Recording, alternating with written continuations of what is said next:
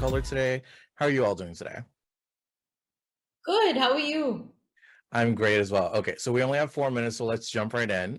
You both have had a hectic year. It's been wild. So I just want to ask, how are you both doing? Great. Every day is a new adventure. Every day is exciting, and yeah, it's been a hectic year, but I don't think we like it any other way. At least I don't like it any other way.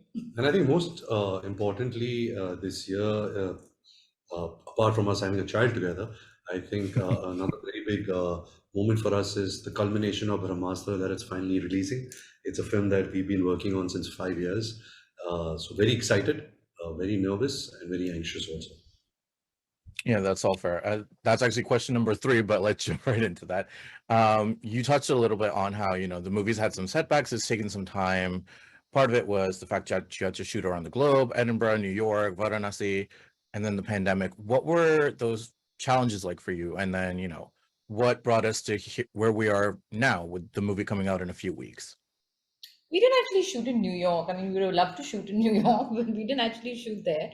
Yeah, I think the vision of Brahmastra was so massive that I don't think we really. I mean, you knew what you were getting into, but I don't want to anticipated how much time it would have taken. So maybe if we got into it saying that, okay, guys, see you like 7 years later or 5 years later or whatever, it would have been fine. I think the fact that we did not anticipate the amount of time it would take, and we also got hit by COVID. But I think the beauty of just anything is that eventually everybody forgets. If everybody forgets the amount of time that it took. It's all just a part of that conversation. Eventually, when the film is or when the world is,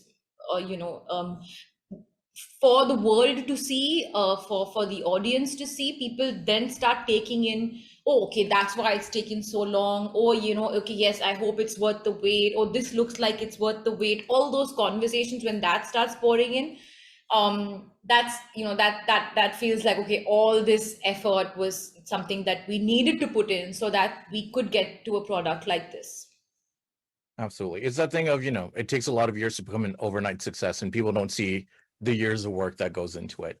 One thing that I really loved about the movie is that it touches on a lot of like Hindu stories and things that we're familiar on, like Vishnu's Trishul, Shivji's Trishul, Vishnu's Sudarshan Chakra, and obviously the Brahmastra.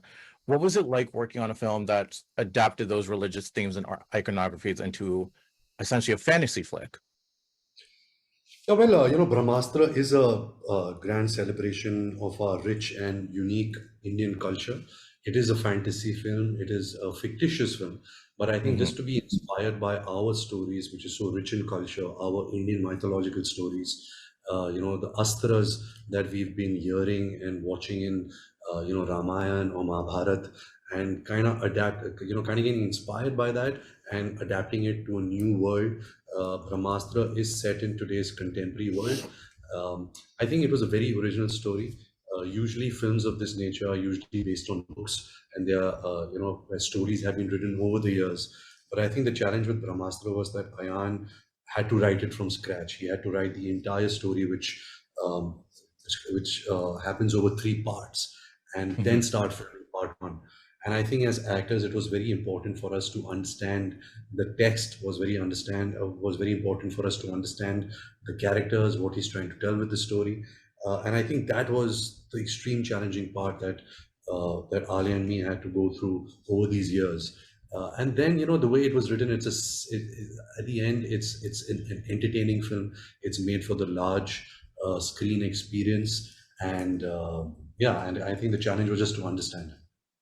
Absolutely. And we have to wrap up now. So, and you mentioned, the movie is part of a larger franchise. So there's more in stock for everyone. So thank you so much for guys taking the time. And I can't wait to see the film on the large screen. Thank you so much. Thanks. Good talking to you.